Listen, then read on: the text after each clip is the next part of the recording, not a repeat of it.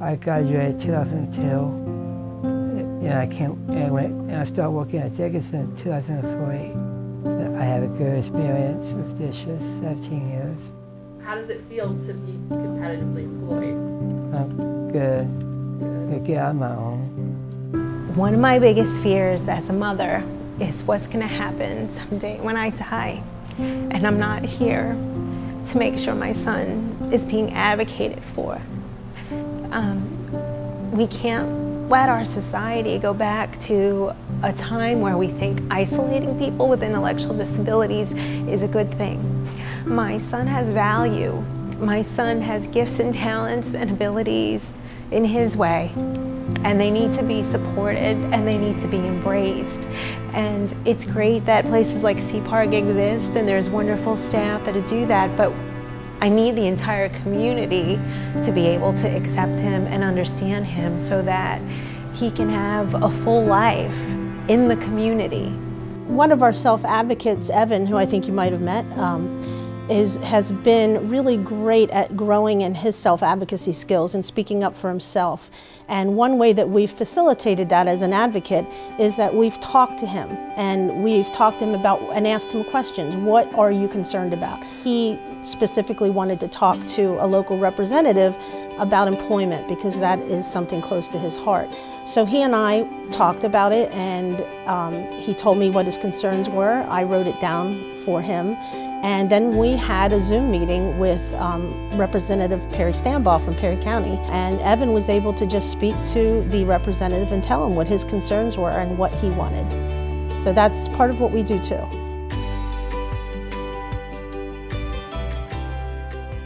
Bob's life is an example of how being in the community works, right? It's not just Bob lives in the community now, a non-institution. It's, you know, Bob goes and gets his hair cut and his barber knows how he likes it. When he goes into a restaurant, somebody knows how he likes his food cooked. Doesn't that happen to you if you're a regular somewhere? Like somebody's bringing you the thing you like, the way you like it? You know, that's what real inclusion is. That's what it means. It means I know this individual, I know who they are, I'm familiar with them, I welcome them, and I value them through my actions. When I go in a restaurant with my nonverbal son and a waitress looks at him in the eye and asks him, "What would you like?"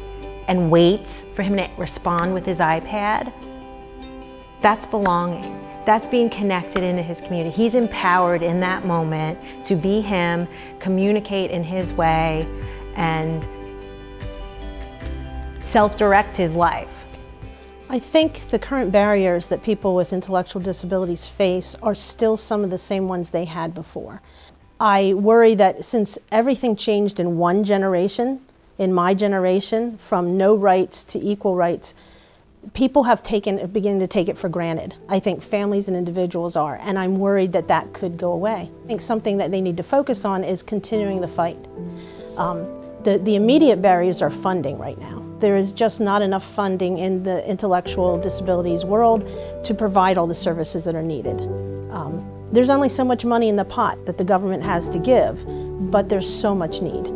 I get calls all the time from people who have not been connected to the county, who need an immediate emergency residential placement. Maybe a parent has passed away and a sibling cannot provide the services and they need a community home or they need an apartment with staffing. It's not easy to get. It doesn't happen like that. It can be years wait. So funding is a major issue.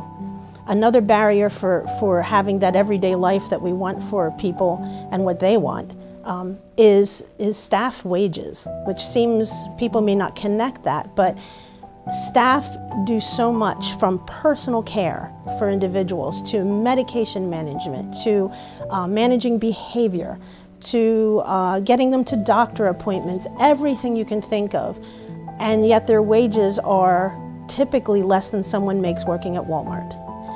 That's not okay. And although we have some incredibly wonderful, dedicated staff, it's hard to maintain quality staff. What keeps me going is the individuals.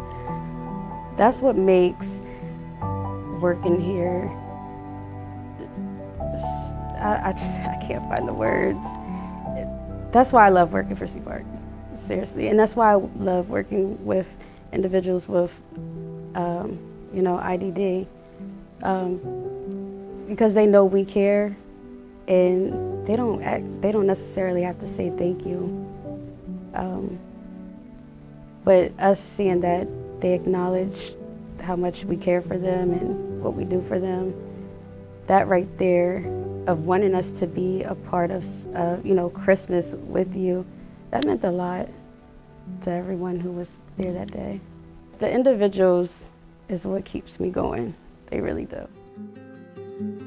But the one thing we're fighting for is not just, okay, we want you at our church, is we want to miss you if you don't show up on Sunday. That's what needs to happen. And that's not just in churches, that should be at jobs and, you know, at the gym, and that's what we want, for people to be so accepted and part of a community, belonging, that they're missed when they're not there. And we're not there yet. I mean, I think some people are. That's developing relationships though, which, you know, that's the goal.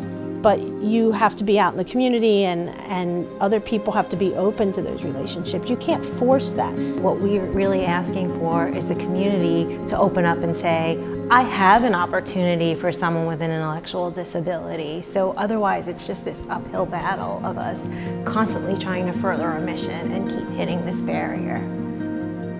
I like to write music, play guitar, and listen to Reba McEntire.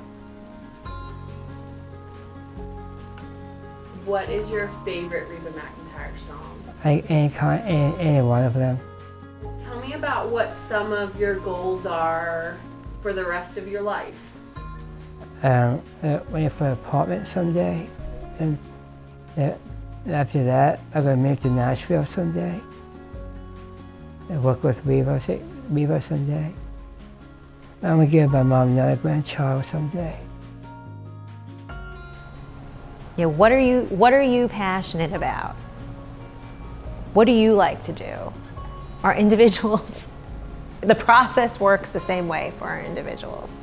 They have things they like to do, they have goals that they want to accomplish in their lives, but they keep hitting the barrier of stigma, which prevents them from achieving those things.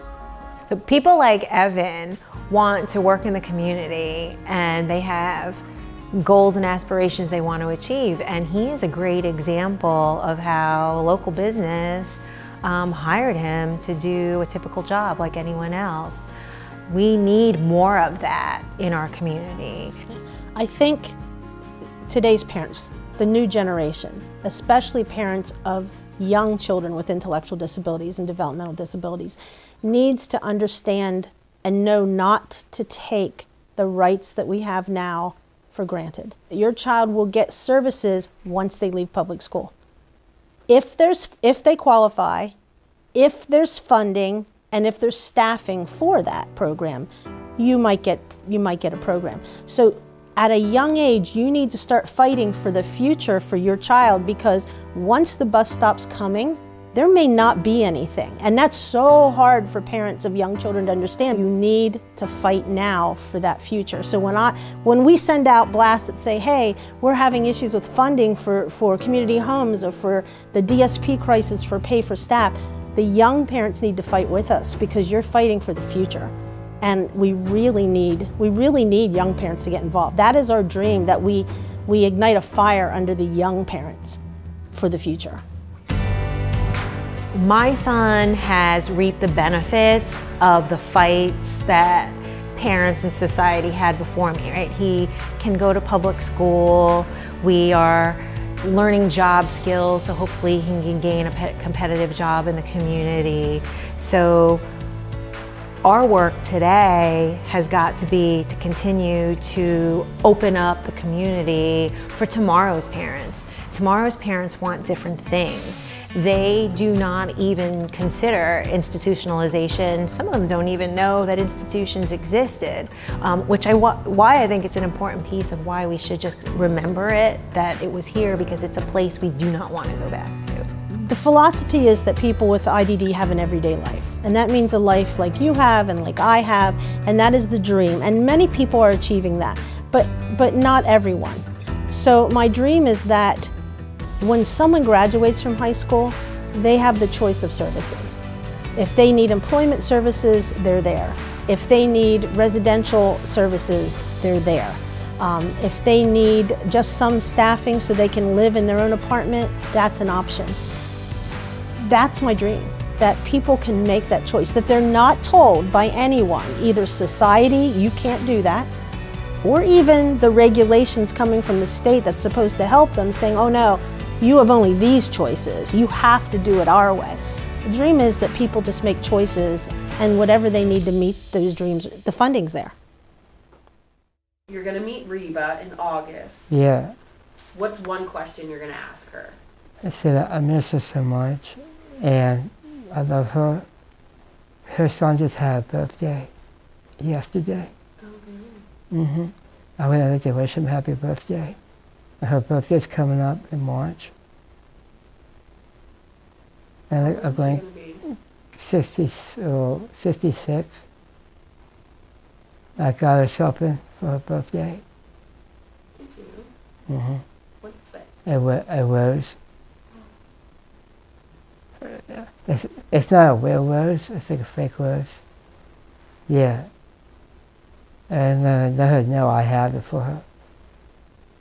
It got away till August. Yeah.